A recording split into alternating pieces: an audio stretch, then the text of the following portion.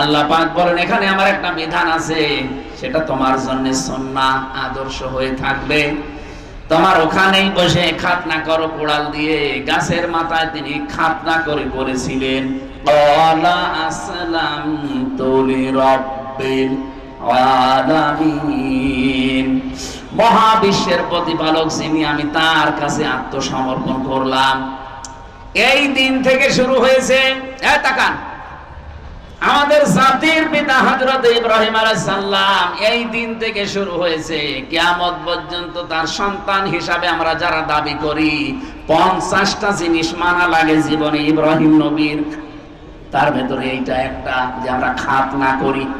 আমরা যারা সন্তান হিসাবে দাবি করি, মুসলমান হিসাবে, ইব্রাহিম নবীর একটা সুন্নাহ আদর্শ খাতনা করা। এটা আমরা করি না? এখন কথা বলে না কেন? ইব্রাহিম নবীকে যারা মানে না তারা কিন্তু করে না। আমরা এই জন্য হাফ হাতা আর ওরা ফুল হাতা। কথা বলছে না কেন? ফুল হাতা না? আমার ছেলের প্রথম যাওয়ার পরে যাকে পেয়েছিলাম দেবদুলাল, এই ছেলার, ওকে দেখলেই কয়েদিরা বলতো ফুল হাতা আসতেছে। ফুল হাতা মানে মুসলমান দেয়নি। আর আমরা যারা মুসলমানি দিয়েছি, আমরা কি ফুল হাতা না হাফ হাতা? হাফ হাতা। এটার দ্বারা বিজ্ঞানের অনেকগুলো উপকার আছে। আজ অনেক হিন্দু পর্যন্ত গোপনে গোপনে ডাক্তারকে দিয়ে আগা কেটে ফেলছে। কেন? কারণ এটা যতক্ষণ পর্যন্ত এই যে বোঝা অবস্থায় থাকবে, এর ভেতরে অনেক জার তৈরি হবে, অনেক অসুখ বিসুখ হওয়ার সম্ভাবনা বেশি। এটা যখন খোলা থাকবে ততক্ষণ পর্যন্ত আপনার অসুখ বিসুখ ময়লা মাটি ওখানে আটকাবে না। আরো বাকি যেগুলো আছে এই পরিবেশে বলার মতো না, বললাম না? যতগুলো উপকার করেছেন হযরত ইব্রাহিম আলাইহিস সালাম আমাদের সন্তান হিসাবে, তার ভেতরে এটা একটা, মানে খাতনা করেছিলেন। আত্মসমর্পণ কাকে বলে দেখেন, যেখানে যে অবস্থায় আছেন সেখানে আল্লাহর বিধান আসতে দেরি প্রশ্ন কোনদিন করেননি যে আল্লাহ কেন করব, কোনদিন করেননি। এই জন্য কেউ যদি ইসলামে প্রবেশ করতে চায়, ইব্রাহিম আলাইহিস সালামের মতো কোনো প্রশ্ন ছাড়া বিনা প্রশ্নে আল্লাহর বিধান সামনে আসলেই সে যেন মেনে নেয়, মাথা নত করে, সারেন্ডার করে। তাহলে বুঝবেন আমি একটা মানলাম। দ্বিতীয় নম্বরের আয়াতে আল্লাহ বলেন ওয়াসা বিহা ইব্রাহিম বানিহি ওয়া ইয়াকুব ইয়া বানিয়া ইন্নাল্লাহা আসতাফা লাকুমুদ-দীন ফালা তামুতুন্না ইল্লা ওয়া আনতুম মুসলিমুন। বলেন আল্লাহু আকবার।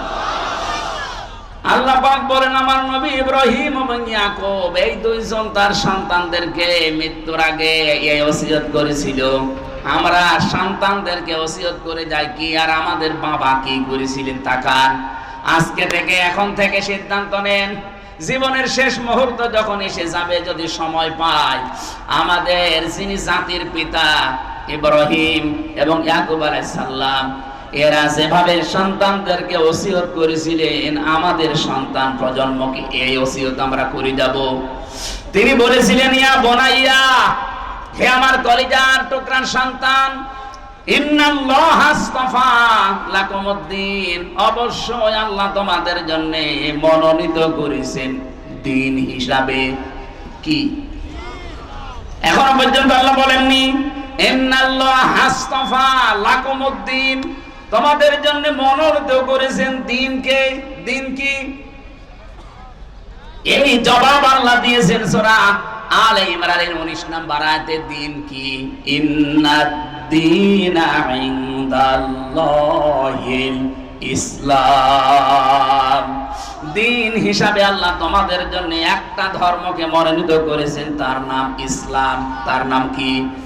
আরো জোরে বলেন।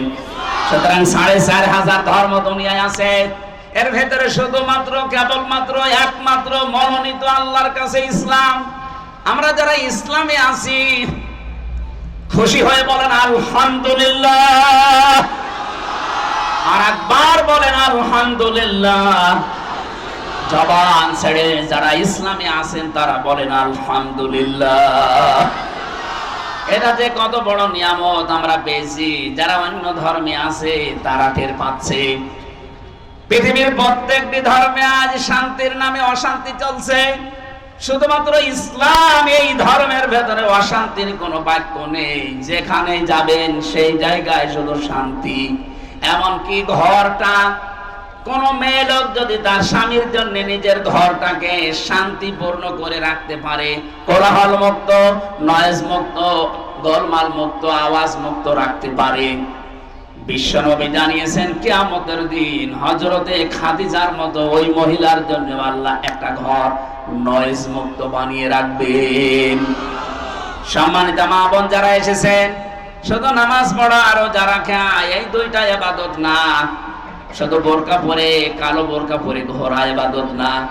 আপনার স্বামী যখন বাইরে থেকে আসবে, কর্মজীবন শেষ করে আসবে, দিনের কাজ মানবতার কাজ করে যখনই বাড়ি আসবে, বাড়ি আসার পরে যে ঘরে থাকে এই ঘরটা যেন একটা কোলাহল মুক্ত হয়, এরকম বানিয়ে রাখবেন। আওয়াজ মুক্ত, নয়েজ মুক্ত, গোলমাল মুক্ত, একেবারে নিঃশব্দ নিস্তব্ধ একটা ঘর, শান্ত নির্মল একটা ঘর তাকে উপহার দেবেন। এটা করতে আপনাকে কাজ করা লাগবে। এই কাজটা যদি আপনি সত্যি ঘরকে নির্মল শান্ত পরিবেশের স্বামীর জন্য বানিয়ে রাখতে পারেন, আল্লাহ আপনার জন্য খাদিজার মতো জান্নাতে একটা নয়েজ মুক্ত ঘর বানিয়ে রাখবেন। বলেন সুবহানাল্লাহ। যত মেয়ে লোক এসেছে যাদের স্বামী আছে, স্বামীদের জন্য আল্লাহ পাক খাদিজাতুল কুবরার মতো ঘরটাকে যেন বানিয়ে রাখার তৌফিক দেন। যে কথাটা বোঝাচ্ছিলাম, দিন হিসাবে আল্লাহ একটা যেহেতু মনোযোগ করেছেন, অন্যান্য দিনে ধর্মে যারা আছেন আমরা দাওয়াত দেই, আহ্বান জানাই। পৃথিবী আজ প্রমাণ করে ফেলেছে এই দিনে আজ শান্তির একমাত্র ধর্ম ইসলাম। আমি আপনাকে ইসলাম এখনই কবুল করতে বলছি না। ইসলাম কবুল করার জন্য যেটা পড়তে হয় আমাদের আল্লাহর বাণী আল কোরআন, এটা আপনি বাংলায় কিনে পড়েন, পুরাটা একবার পড়ে দেখেন, আপনাকেও ইসলামে দীক্ষিত হতে বাধ্য করবে। কথা বুঝতেছেন? যিনি ধরা পড়েছে যে চিন্ময় কৃষ্ণ দাস, এই লোকটার কয়েকদিন আগের যে বক্তব্যগুলো দেখেছেন, উনি বারবার হিন্দুদেরকে আহ্বান জানিয়েছিল যে আপনারা সন্তান বেশি নেন, বেশি বেশি সন্তান নিতে থাকেন। আমরা অনেকেই সংখ্যালঘু হয়ে আছি, এদেশে বেশি বেশি সন্তান নিয়ে আমরা সংখ্যা গরিষ্ঠ হয়ে যাব। এদেশে ৯৬% মুসলমান আর বাকি ৪% অন্য জাতি। সেখানে বৈধ বৌদ্ধ আছে, ইহুদি আছে, খ্রিস্টান আছে, ওগুলো বাদ দিলে হিন্দু খুব বেশি হলো ২.৫% হবে। এই ২.৫% যদি ওরা জন্ম নিয়ন্ত্রণ বাদ দিয়েও যদি সন্তান নিতে থাকে, ৯৬% হতে কত সময় লাগবে বলেন তো? কবরে চলে যাবে না? ওদের যে সমস্ত উদ্দেশ্যগুলো আছে সূক্ষ্ম। তার মানে মানুষরা মনে করে আমরা যদি সংখ্যা গরিষ্ঠ হতে পারি, সংখ্যা লঘু আমরা যেভাবে আছি এইভাবে ওদের উপরে আঙ্গুল চালাতে পারবো না। আমরা ইসলাম যারা মানি কারো উপরে আঙ্গুল চালায় না।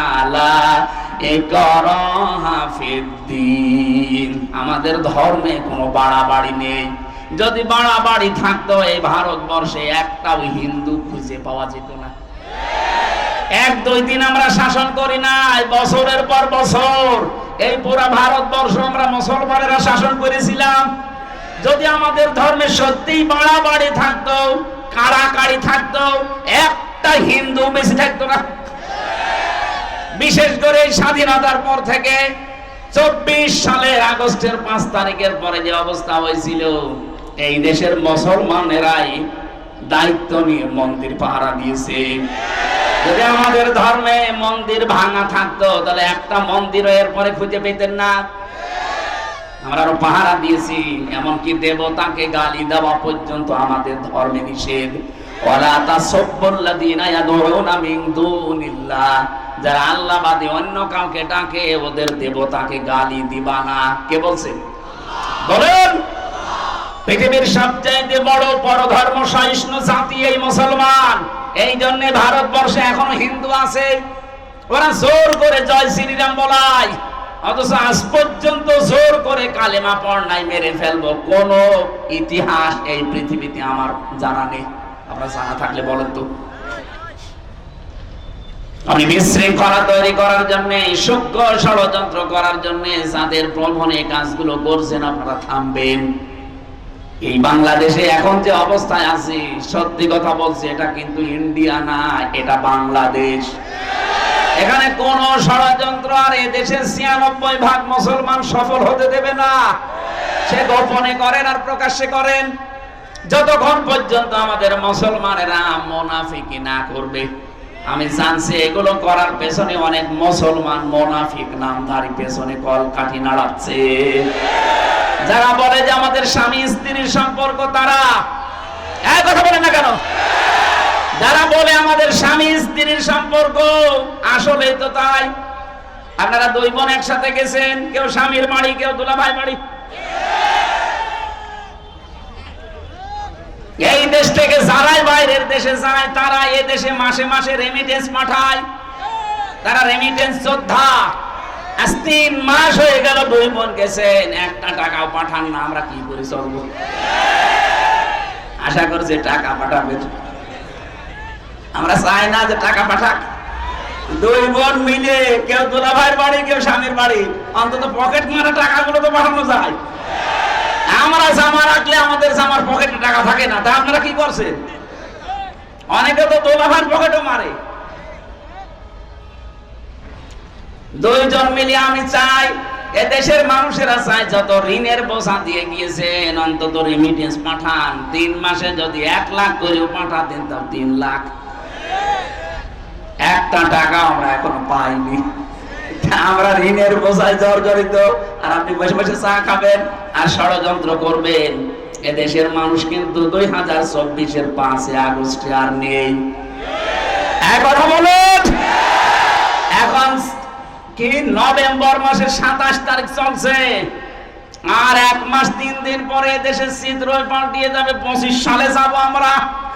আর আমার মনে হচ্ছে বাংলাদেশ 25 সালে যাবে, কোরআনের হাতে দেশ আল্লাহ দিয়ে দেবে। এ দেশ কোরআনের হাতে যাক, আমরা চাই না।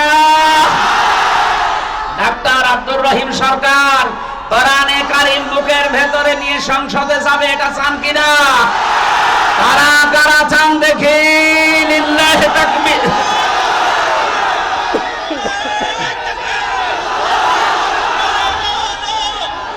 আলহামদুলিল্লাহ।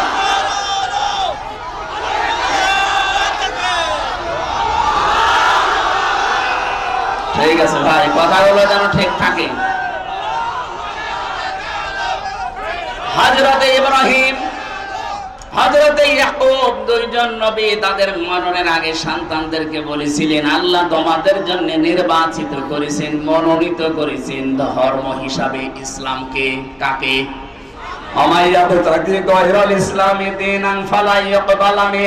দুনিয়াতে ইসলাম বাদ দিয়ে অন্য কোন ধর্ম যদি কেউ তালাশ করে, জীবনও তার কোন ইবাদত বন্দেগী কবুল হচ্ছে না, হবে না। এই জন্য আহ্বান জানাবো, এলাকায় যদি অন্য ধর্মের কেউ থাকেন, আপনারা আমাদের ধর্মীয় গ্রন্থগুলো পড়েন। 1 দিন 2 দিন 5 দিন না, বছরের পর বছর পড়তে থাকেন। টনি বেলাওয়ারের ছোট শালিকা লরেন বো 3 বছর কোরআনে কারীম স্টাডি করার পরে শেষ পর্যন্ত এত বড় শিক্ষিতা মেয়েলাও মুসলমান হয়ে গেছে। আমরা চাপ দেইনি, নিজে পড়ে নিজের বিবেকের তাড়নায় মুসলমান হয়ে গেছে। আমরা চাই এই বাংলাদেশে অন্যান্য ধর্মের যারা আছেন, মুসলমান সহ, আল্লাহর কোরআন পড়েন, বোঝেন, আপনিও বাধ্য হবেন আল্লাহর ইসলামী শান্তির ধর্মে আসতে। আল্লাহ পরের কথা জানিয়েছেন, এই দুইজন নবী তাদের সন্তানদেরকে জানিয়েছিল, ফালা তামুতুন্না ইল্লা ওয়া আনতুম মুসলিমুন। তোমরা মুসলমান না হয়ে মরবা না। এইজন্য এই দেশে যদি মুসলমান হয়ে টিকে থেকে মরতে চায়, আল্লাহর বিধান দেখা লাগবে। কথা বলেন না কেন? তাছাড়া আপনি মুসলমান হয়ে টিকে থাকতে পারবেন না। আজ আল্লাহর বিরুদ্ধে, রাসূলের বিরুদ্ধে, ইসলামের বিরুদ্ধে, মানবতার বিরুদ্ধে দেশে কাজ হবে। আর যদি মনে করেন যে যা করছে করুক, লা ইলাহা ইল্লাল্লাহ, আল্লাহর কসম আপনি মরণের আগে বেঈমান হয়ে যাবেন। কারণ ওই পরিবেশ যখন কায়েম হবে তখন টিকে থাকতে পারবেন না।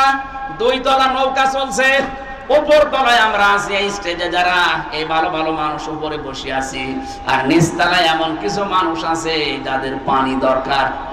ও যদি বারবার উপর তলায় আসতে চায়, ডাক্তার সাহেব যদি বলে বারবার ঝামেলা করেন, নিচেই তো পানি আছে, বিরক্ত করেন কেন, যখন তখন আসেন খালি পানি নিতে।